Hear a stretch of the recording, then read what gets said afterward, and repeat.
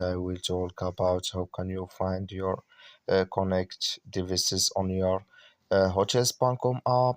We'll go to figure out the solution or know how you can do that on your app. So all you have to do, so you just go down here, click here on account. When you just click here on account, it's going to take you to this list here. It's going to show for you like this. Then all you have to do, so you just go down here, you keep going down, then you click here on security and settings. When you just click on it here, so then it's going to take you to this list here. It's going to show for you like this. Click here on connected devices.